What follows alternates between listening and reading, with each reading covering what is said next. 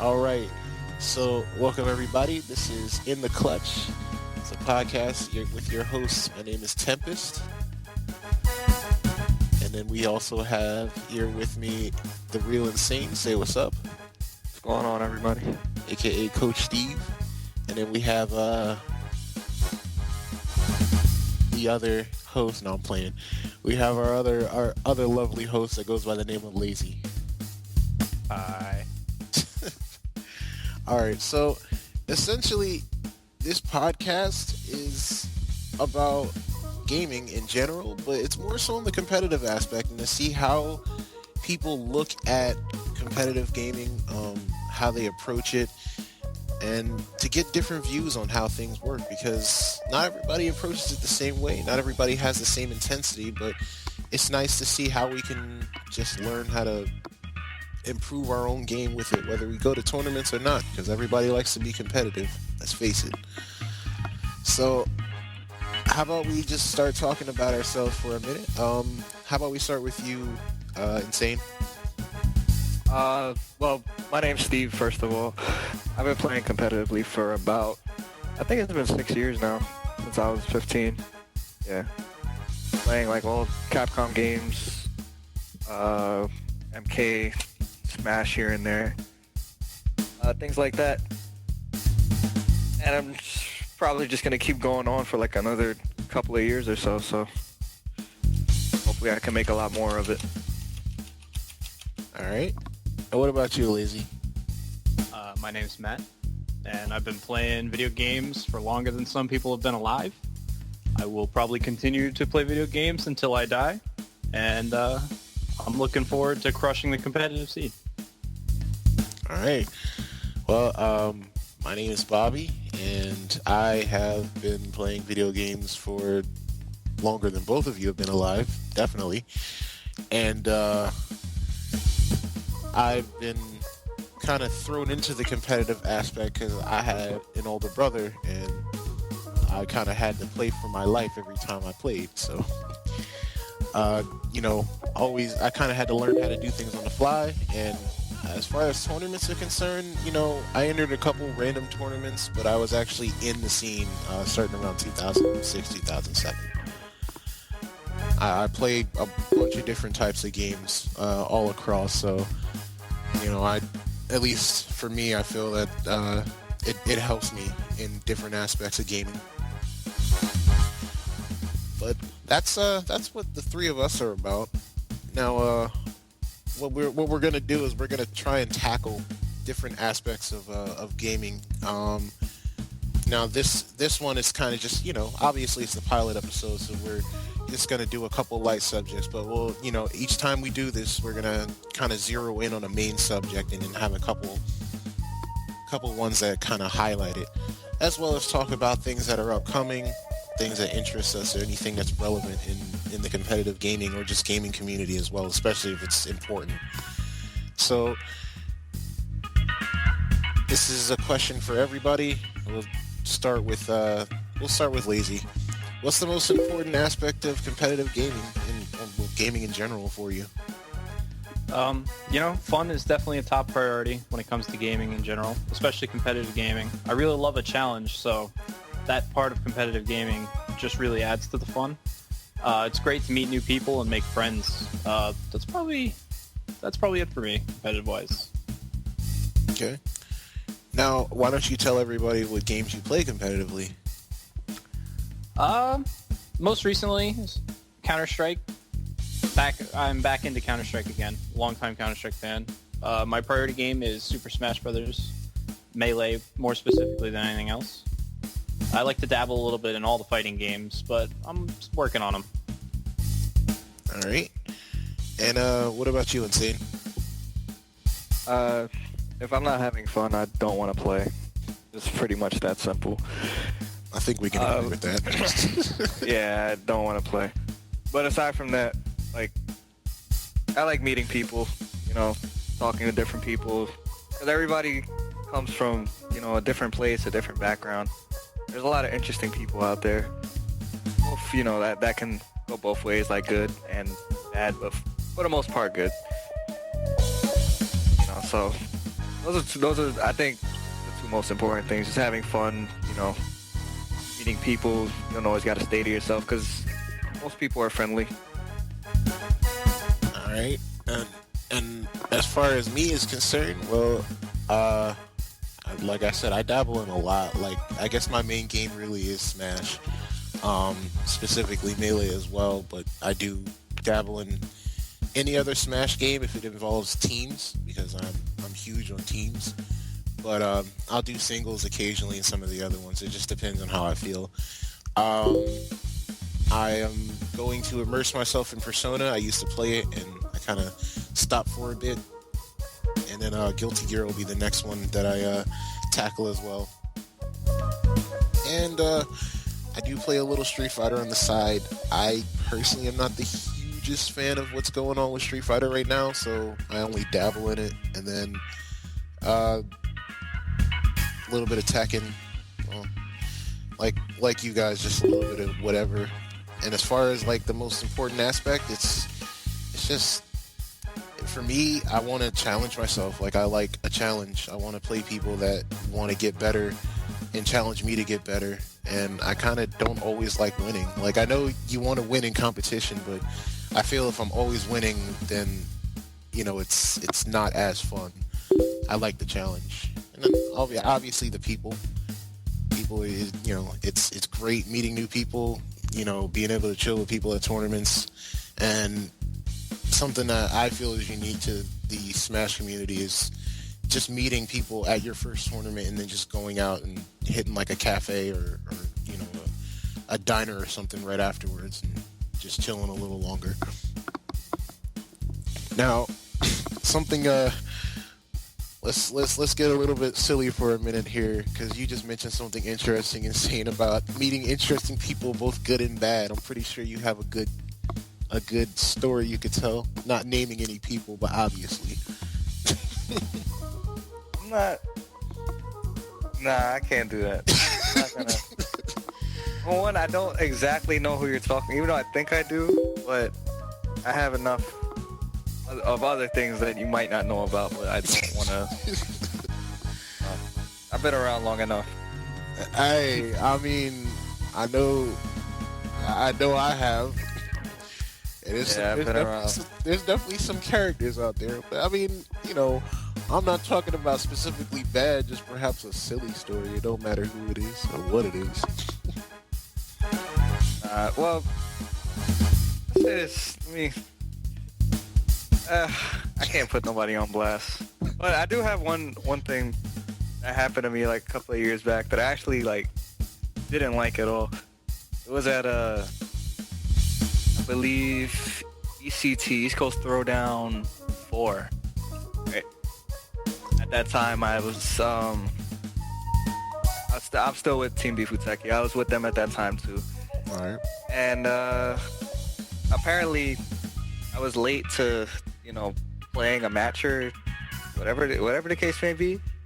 Even though I told the TO and streamer, which was Bifu at that time, that, hey, if they call me for a match, just call my phone, I'll be right there immediately. So they called me to come for my match, and then I come in, and the TO just starts his name is Nick. So the TO, Nick was just guns blazing, just starts yelling, cursing, this and that at me for pretty much, I didn't do anything, for pretty much no reason. I came when I was supposed to come. Well, I guess when I thought I was supposed to come. And then I went, and then he told me how to play, and I was just like, oh, okay. I'll be right back. I just want to get a drink of water from the water fountain before I start playing. And then he's just like, no, F you, this and that, you gotta play right now. And I'm just like, whoa, what? I remember I almost blacked out and I was about to go crazy on him, man. People kind of stopped me though, but the problem was it affected me the rest of the tournament, actually, and I couldn't play as well as I wanted to, because I had to play Justin. I had to play Justin Wong, and I was trying to, focus for the match because I never played him before in a serious tournament environment. So, and that whole thing happened right before and completely, threw everything off that I had prepared for. So, but you gotta run into people like, just interesting people. That's one way. It sucks. It sucks, but it is what it is at the end of the day. Pretty much. Take the good with the bad. What about you, Lazy? You have any interesting? I believe my headset's dying. Let me just find a cord real quick. Interesting people. Yeah. Stories? Oh, yeah. Oh. More of a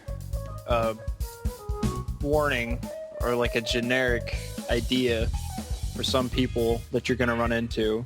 Okay. We actually have a joke, because no intentional harm towards people.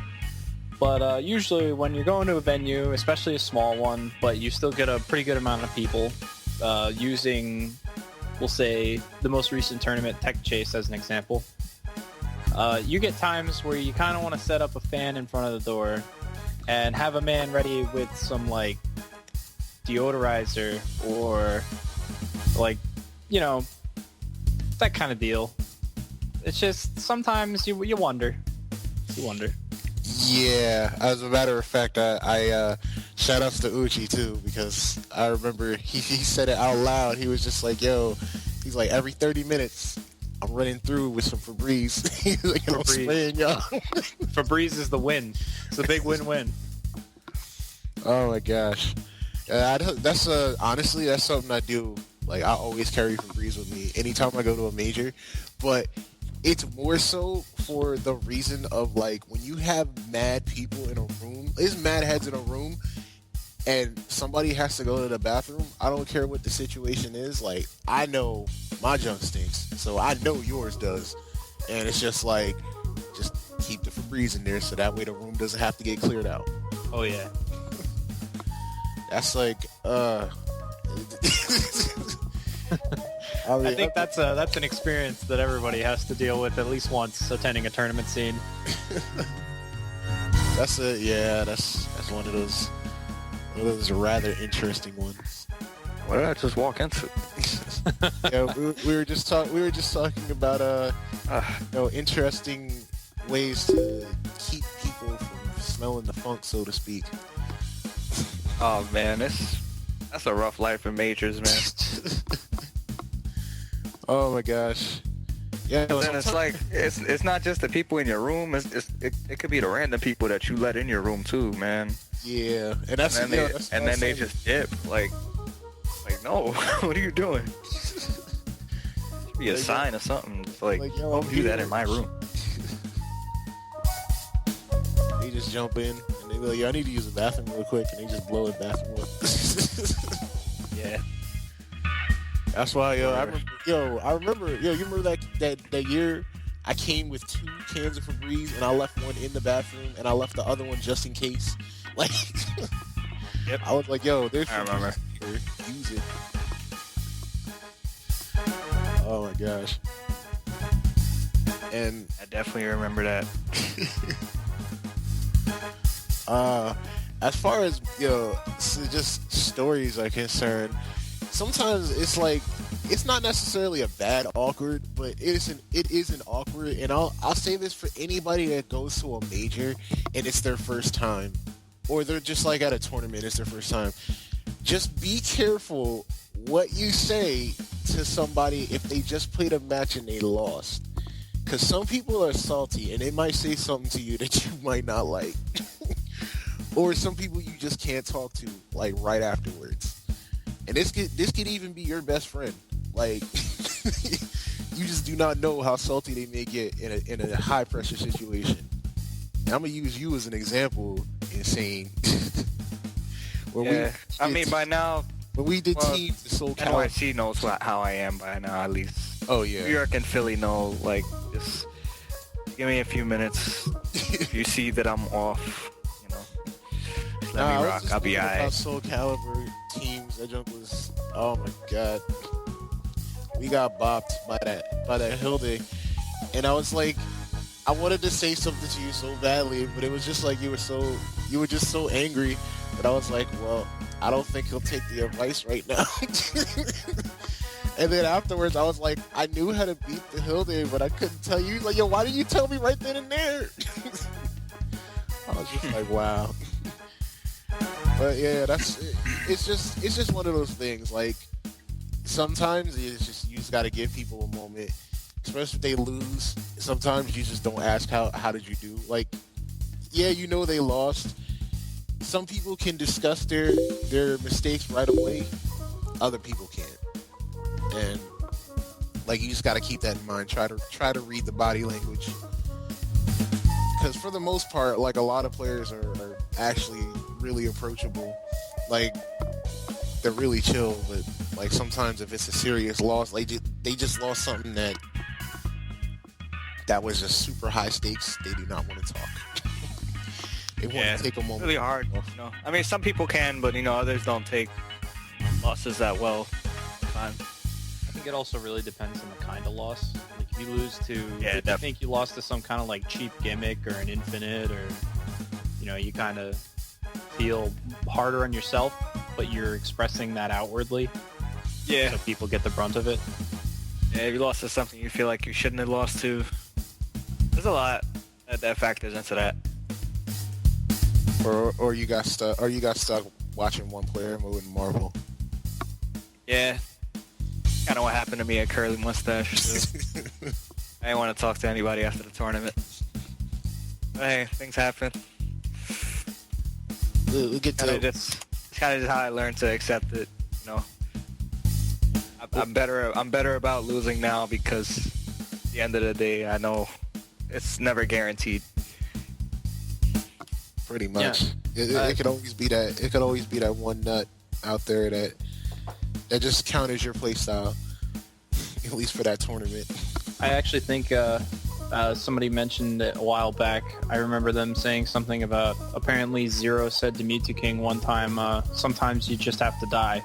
Like, you'll lose that stock. There's nothing you can do about it. Sometimes you're going to lose, and there's nothing you can do about it.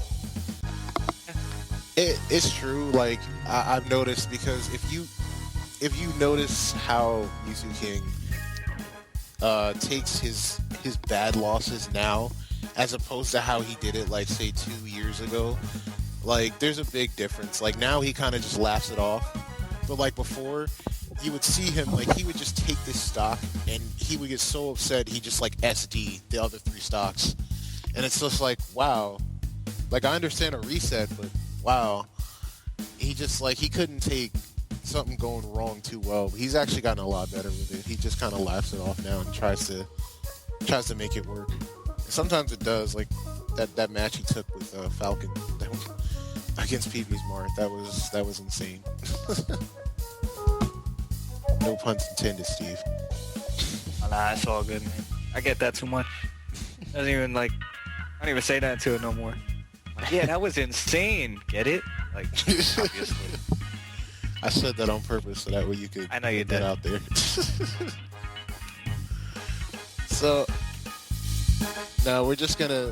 I think we should not even go in a circle. We're just gonna kind of just discuss this one. But like, how do we approach a new game? Like, we all play different type. Like, we all play more than one type of game. So like when we approach a game, like, how do we do it? And is it any different from when we like play any other type of game, really? When you say approach a game, do you just mean on a competitive side or just any? Like, how about we start with competitive and then just kind of like we'll talk about like other types of games or just a casual side to it. I mean, competitive.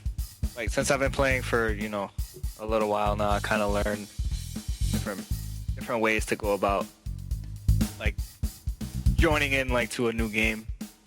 But a lot of it for me is like I like to watch a lot of footage, and like beforehand, like let's say like for Smash 4 when it was first releasing and stuff, and there's a lot of footage for the 3DS version, of top players playing and stuff. So waiting for the Wii U version, I would wait. I would watch those videos so I can see, how the characters look, like how their movesets look, different types of strategies people are using. When I do get the game, then I explore these things myself too, like in training mode. Unfortunately, Smash never really had the best kind of training mode, but if I have multiple partners that I can test like a lot of things with and stuff. So I don't like going right into just playing matches. But I want to see certain things about the game engine itself and the characters too. All right. Yeah, that's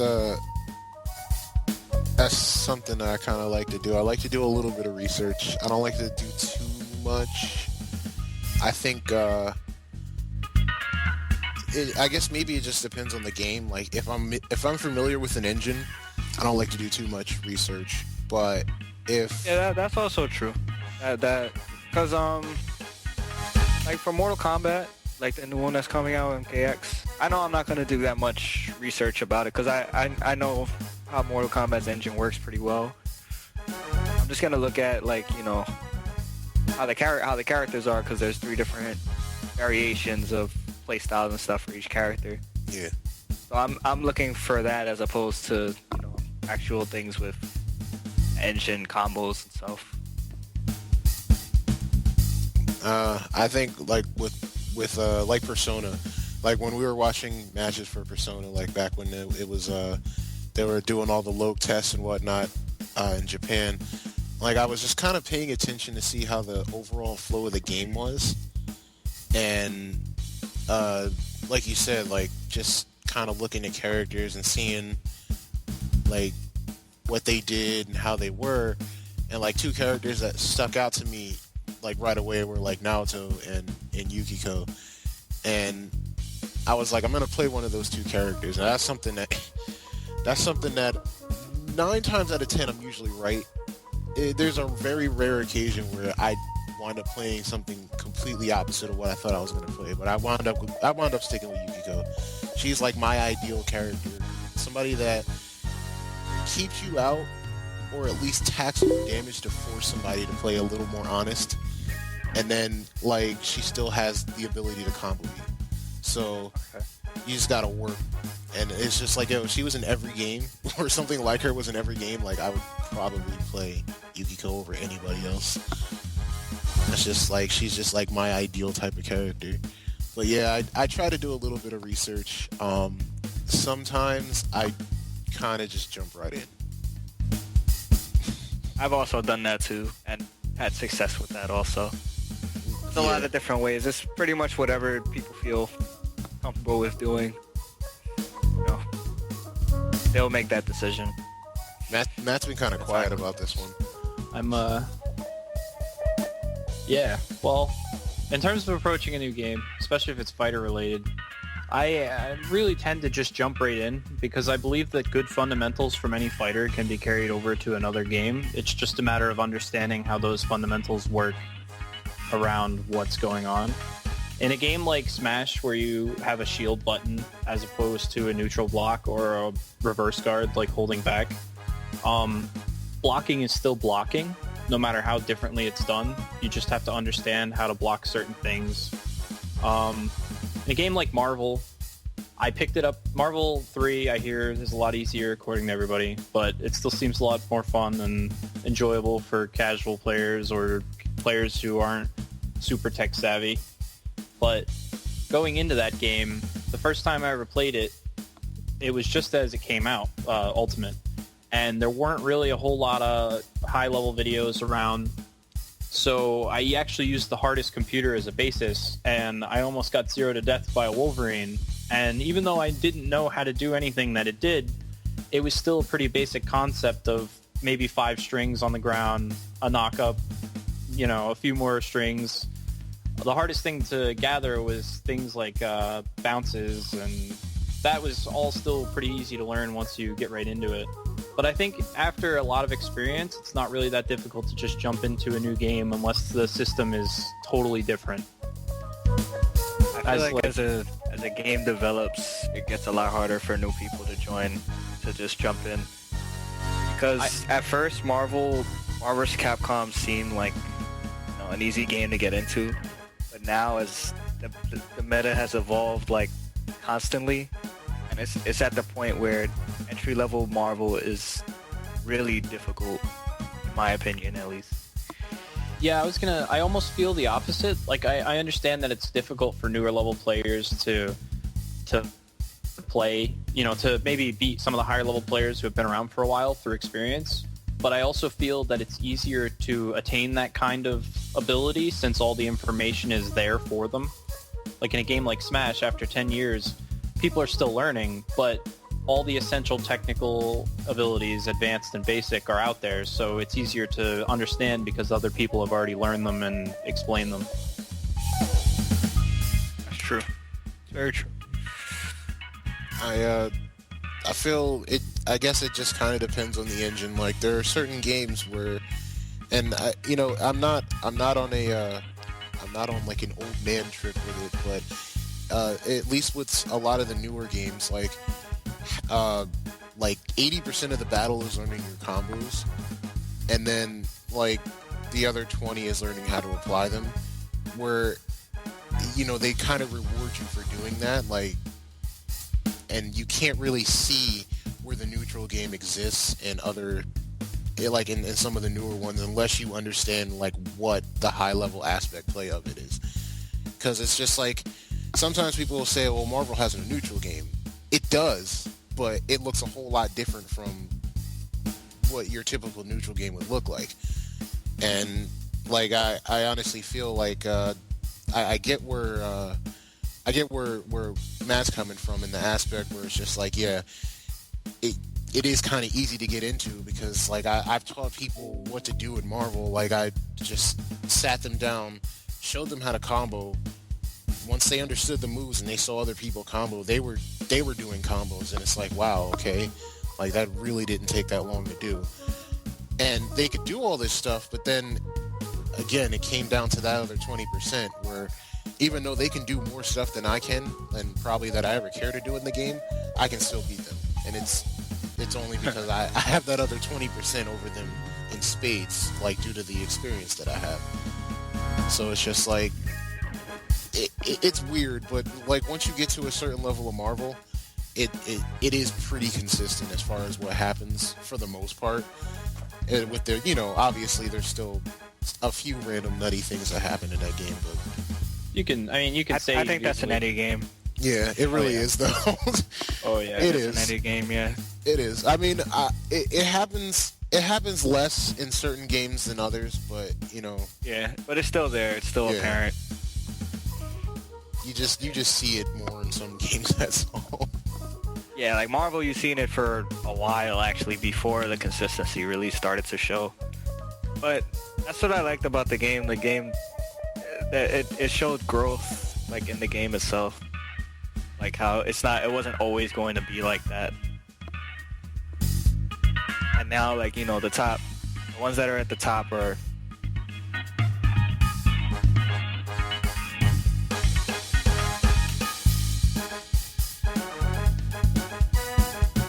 Gonna happen as far as like the people that are gonna be like in the top 32 at a huge major, and then you'll get that random dude that like, oh, yo, word dude just knocked Chris G into losers. Like, how did that work? Or like, it's always like Chris G and Justin. Like, you ever notice like it's those two players that they always get hit with the random player that beats them, and then they gotta make their losers. They gotta make their losers bracket run.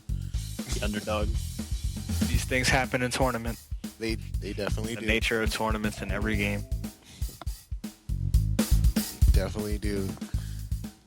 Oh my gosh. Now, now when it comes to, I don't know, I guess you could say like non-fighting games. I mean, any game could be competitive, but I guess non-fighting games. I honestly, I don't do a whole lot of like research as far as that's concerned. 100% of the time I just jump into the game and I'll learn the mechanics. I honestly feel like fighting games have taught me to just adapt to whatever mechanics there are. And it also could be like the fact that I've been playing since I was 3, so like, you know, you had no choice but to trial and error everything with old Nintendo games, like Nintendo and Sega and all that, and like Atari. Like, you had to trial and error. So it's like, if you have that ingrained in you, like the newer games, you can trial and error so much quicker. At 3, you're going to just jump in. You don't care about a split or researching anything. You don't know none of that stuff. But I agree, though. I think like any game that I'm going to be playing like sort of casually, like any kind of RPGs and stuff, I'll do research here and there, but really just to see how the game itself looks and to see if like I might want to play it or I might want to buy it. Other than that, I'll always just jump right into that and just start playing. I know Matt doesn't do research. None at all. Do you know what the internet is? Oh, every day, man. But it's just a matter of, I actually kind of like going, if it's in the competitive sense, I kind of like going into a match surprised, you know what I mean? Like learning as I go, kind of spur of the moment. And it's a pretty good long shot to know that you're probably going to be struggling more than most players, and you might not win a match because you're not as informed as you could be. But it's just one of the aspects that I enjoy, going in blind. Now that's something that I like, and maybe I don't like at the same time. It's one of the things that frustrates me the most is when something dumb happens and I know you can do something about it, but like the person you're playing is just enjoying the fact that like you're like, wow, like this is really happening, instead of actually explaining it to you. Like like that's the one thing that I guess you could say that always frustrates me. So if something doesn't make sense, I start not having fun. Like, I don't know, maybe that's just me, but that's just kind of how I am. Like, if it doesn't make sense and there's, like, no feasible answer right away, it's like, alright, like, I've been trying a couple different things, and it's still not making sense. Like, what's going on here? I feel that playing Counter-Strike Online. Yes, I've heard many of your rages with Counter-Strike. Sounds like a game to rage over. Yeah, you get those moments where it's mostly because you're probably playing online and people's connections are differently, but like maybe from your perspective you're well behind a wall and you still get shot in the face, and it's just it's unpleasant. Oh my gosh. Yeah, that's definitely one of those moments where it's just like, no, please no. Now, as far as when you play games, now I guess we could just stick with whatever our main games are when we do this. But like, what do you like your type of gameplay? And when I say this, like, I mean like, are you defensive? Are you offensive? Are you like methodical? Things like that. But like, what do you feel your type of gameplay is? I learned that running like a little girl seems to work best just about every game. But is that your style though?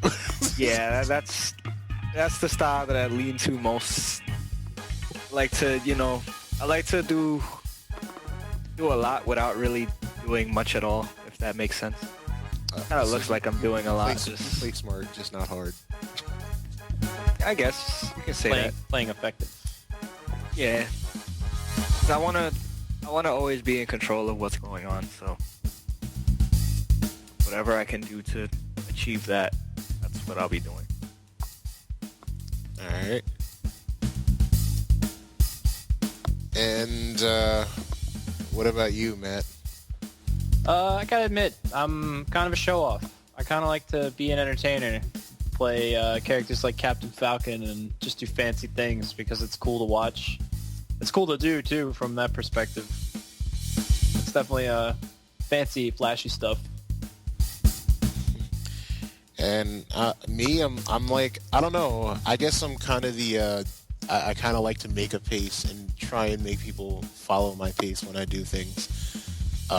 Like it kind of just goes right back to Yukiko. Like I don't know, my favorite thing to do, and like I start throwing fans right away. Like even I don't even try to make distance sometimes. Like I will be right in your face and I will throw a fan. So, and then I'll back up and I will continue to try and predict where you're going to move to throw fans. And if you're not going to block them and just jump into them, I'm going to do it because, you know, if you want to do something about it, you're going to. So I kind of like to test the waters and then try and find my own pace with it. I do like to play more predictive than I do reactive. Although there are times where I will just go full on reactive just because. And I can't say that I'm the same way across every game I play though. Like there are certain games where I will play runaway. Like I didn't play Marvel 2 a whole lot while it was big, but like when I do play Marvel 2, I play a runaway team. Like I play Mega Man, Cable, and either like Ruby Heart or I don't know, some other, or BB Hood or something like that. So as you can tell, I play Cable and Baby Cable. So it's just like I like certain games I will play the runaway, and other games I like to play more aggressive characters. Yeah, that usually depends on the game. Some games they don't allow you to play really a certain way effectively. So, and then like matchups and stuff. A lot to consider when, you know, if you have like one particular style, you might not be able to commit to playing that style. Now, moving away from fighting games, like I will say one thing: I'm a very aggressive player when I play Mario Tennis. I'm not gonna lie. Like, because every time I play, we do like doubles. So I play the net. Like even if I serve, like I will do a serve and volley style. Like I will serve and then I'll run right to the net and I will play the net, and I'll draw people into doing it. Because they think they can beat me at the net. And then, and then my partner just gets to sit back because he'll see, like, if I miss, they know which way to go. So it's just, like, they have more time to react to what's going on. It's just, I don't know. Like, I think maybe it's due to my personality. Like, I can't play the same style in everything I do. Like, certain times I actually do really like being an aggressive player. See, in a game like Mario Tennis, I'm the playmaker. I love mind games in a game like that. Being able to manipulate your opponent. Oh yeah. Just not in Smash. Lies. Doesn't work that way. Lies. You do it. Whether or not you realize it, you do it. I try. Now, I know we got a few things coming up. Actually, before we even go into that, because I really just thought about something when you mentioned that. What is your on switch when it comes to clutch situations? After all, we are, the name of this podcast is In the Clutch, so we should talk about being in clutch situations. Like, what's your on switch when you know you have to do something clutch?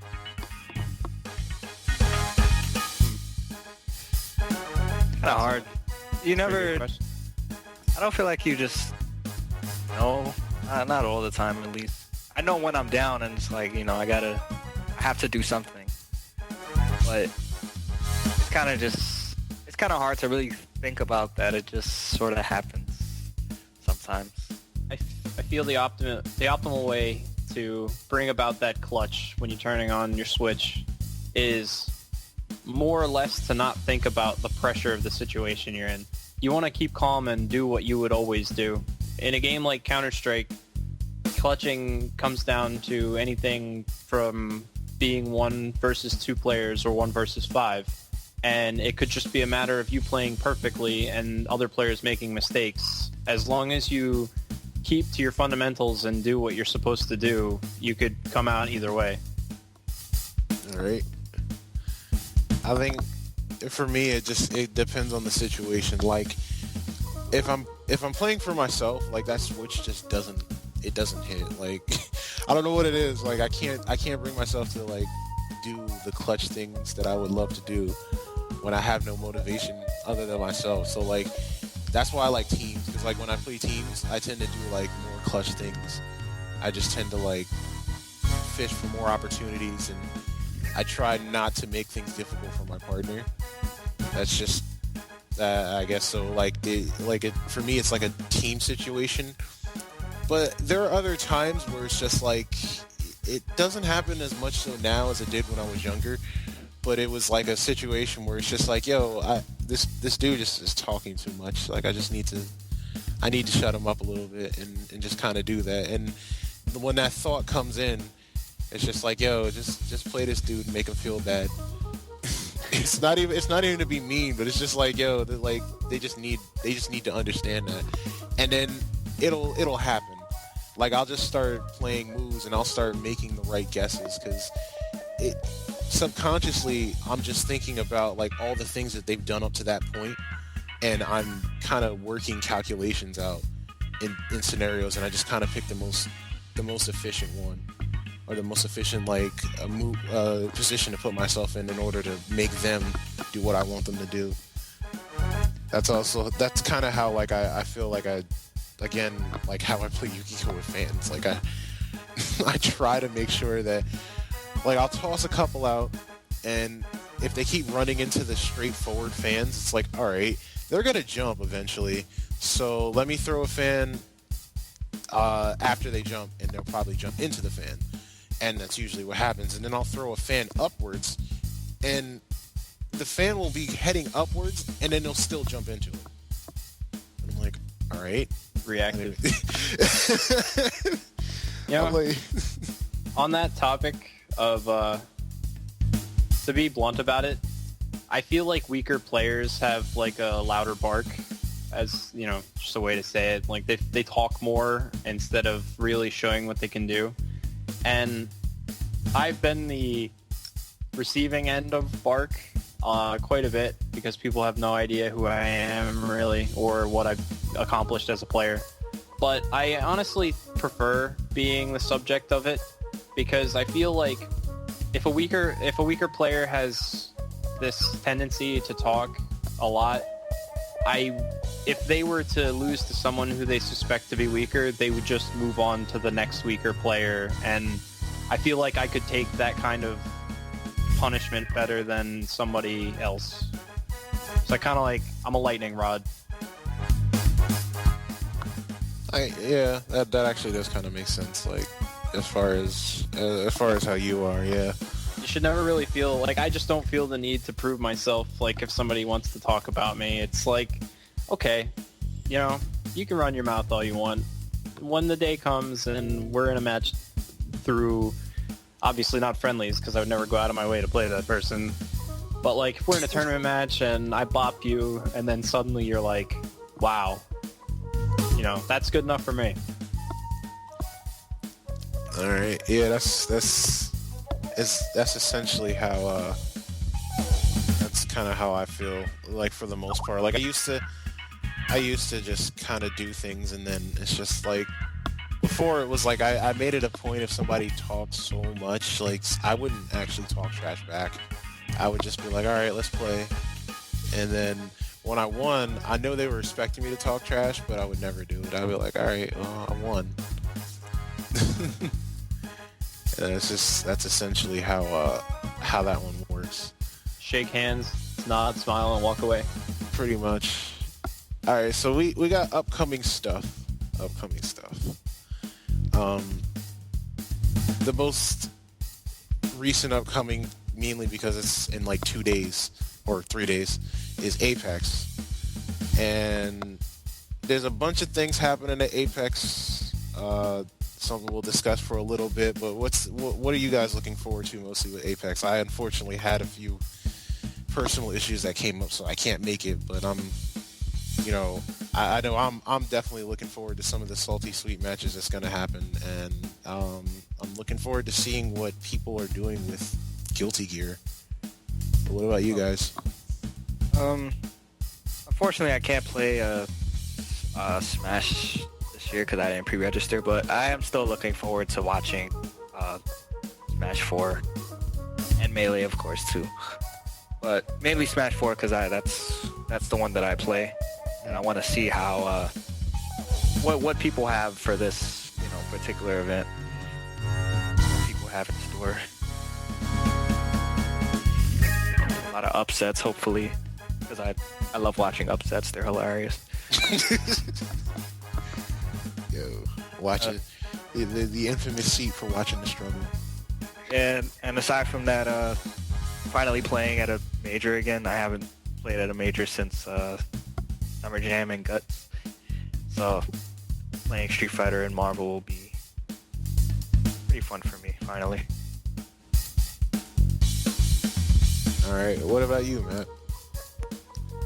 Definitely just doubles with my man Copycat. That is what I'm looking forward to the most at Apex. Oh, and after tourney friendlies in all the rooms. Yes, friendlies, casuals. Those usually wind up being the most fun. Like the most random stuff happens, and then you have stories to tell afterwards.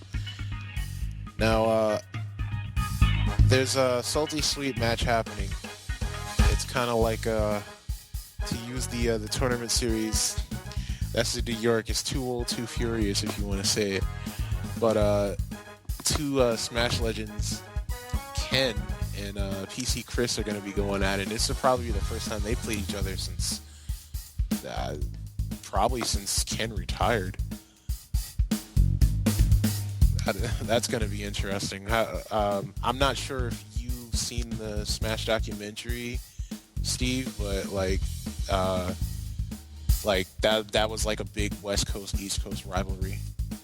Oh yeah, I actually haven't, so I'm not too sure, familiar with the background of Smash and rivalries and this and that. So yeah, man, if you get a chance, watch the Smash documentary. It was done really well, and it does kind of encompass a lot of what went on, pretty much before Smash blew up huge at Evo. Okay, that sounds good.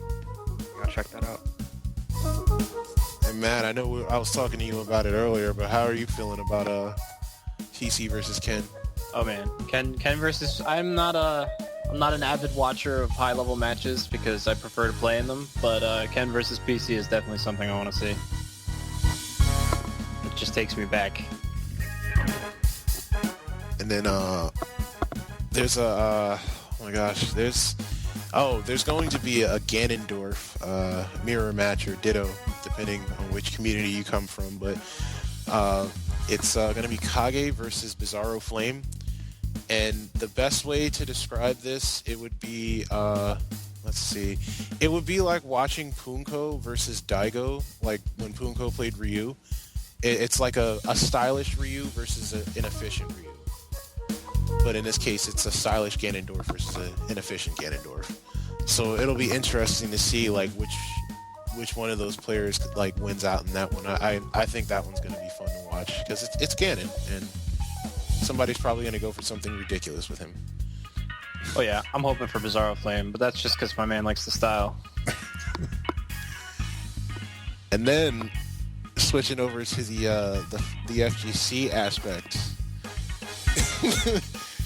Oh my god, if anybody lives in Philly or has been in the Philly group, they know about this money match coming up between Smug, the Dudley player from NYC, and Raheem, or Brad Keys, from Philly. He likes to call himself the best ever. TVE, man, that's the best ever. TVE, he has not lost a local in over a year. Sure.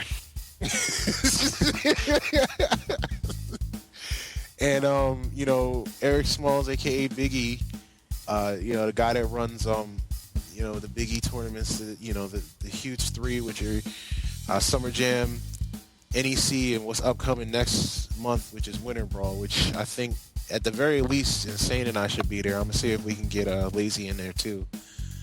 But the two of them, it's kind of funny watching the two of them go at it because it's like it's like two old school players. And one is still playing, saying that he's the best ever, while the other one, he's still got his stuff, but he's running tournaments and making big things happen. So it's a lot behind that one. I think that'll be interesting. Yeah, I'm looking forward to that a lot for a bunch of reasons, but I do want to see, what comes of it. Like a part of, I sort of want to see Raheem win, sort of, just to see what happens afterwards. But I just don't think he will. And that's not because he's a bad player. He's actually a very good player. He is. But he has problems like sticking to one thing. And that might end up hurting him a lot more than it helps. Yeah, he definitely switches characters, and I can tell he's probably, he already said it. He said he was going to counterpick all the bad matchups and all the matchups he knows that Smug is bad at. So that was one thing, and I don't know if he's going to stick to his word. Yeah, I'm calling it out on this podcast. I hope he does. I feel like, but I can say it here, I feel like take Apex. I feel like I'm not gonna make mention of that, but I feel like if the matchup is Dudley versus Balrog, I actually think Raheem has the best chance of winning that match. Out of all the characters Raheem plays, I think that one would be the go-to character to be able to get the job done. I heard him mention Dalsim. As a matter of fact, I just saw a video of his Dalsim against a random, I forgot what the dude's name was. There's a Philly player. He was a Rose player, and because originally, he was getting bopped by that Rose, and then he pulled out the Dalsim. He did a whole lot better. It was still close. Like, it came down to last round, but it was interesting to see that. Like, he's not a bad player, but it'll be interesting to see what happens when he goes up against Smug. And like I said, we can't really say too much. He said he was going to win Apex, but we'll see about that. Then just to mention a few other tournaments coming up. They're really in February. We already mentioned Winter Brawl. That's going to be in Philly. Shout out to Big E for always putting a really good tournament on. It's an experience. Like, if you haven't been to a Winter Brawl or a Summer Jam or any Big E tournament, like, you need to go. It's more than just going for a tournament. It's an experience, and Big E always makes sure that the people that attend get the best out of it. And I mean, he does things where, like, he has like free tournaments with pop bonus, like Tekken Tag 2 with a $500 pop bonus and free entry. Like, there's, like, what other TO really does that kind of stuff, like, on a regular basis? Like, he's just out. He just pulls out for the community. And then there's Shots Fired. That's also happening. It's actually the week after Winter Brawl. And that's going to be a Smash tournament hosted here in Easton, Pennsylvania. That's going to be the main draw actually for this one is going to be Project M, because it kind of didn't get any love as of recent, but it's going to be Project M. There's going to be $1,000 pop bonus for Project M, so for y'all that play that, that's probably a little bit of incentive. It's going to be we've already got some big names confirmed, like M2K is going to be there, Ally said he's going to try and make it out, Emu Killer, Rolex, so like we're looking at some good names there. And then, it's still going to have Melee, and it's going to have Smash for Wii U. So, and the best part about it is, like Smash 4, they have their own dedicated setup. So everything's going to run smoothly for that. And everybody will be able to get all their friendlies in, run their crew battles, their money matches, and we'll have 2 streams going on. So that'll be good. The other one is shout outs to Inui. If anybody knows, the old Smash heads, Inui, but Great Revival, it's a Smash Brothers tournament, and it's actually Midwest, so it's in Wisconsin. M2K is going to be there too. That's going to be like early February. like early mid-February, and it'll be streamed by Melee Milwaukee. But Sounds cool. yeah. And then before we wrap things up, because we are getting close to our time limit, we're just gonna really quick discuss the Evo lineup and what our favorite or most exciting thing is for Evo. So we got Ultra Street Fighter 4, Ultimate Marvel vs. Capcom 3, Super Smash Bros. For Wii U, Guilty Gear Xrd, Killer Instinct, Mortal Kombat 10 or X, Persona 4 Arena, the Ultimax, Hold, and forget it. You know it's like a dumb long name. And Super Smash Bros. Melee and Tekken 7, which it should be run on arcade cabinets, which would be interesting. Very interesting. I hope that works out for them because it sounds like it's going to be a hassle. Yeah. But hey, Mr. Wizard can figure it out. He'll figure it out. Yeah. But I'm looking forward more than anything to Mortal Kombat, actually. I can't wait to play that game at EVO. To play it, period. And then Ultra Street Fighter 4, Marvel. The other games I'll have a lot of fun watching because I always do. Guilty Gear is very entertaining. As is Smash. I'll be playing Smash too, but it's also entertaining to watch.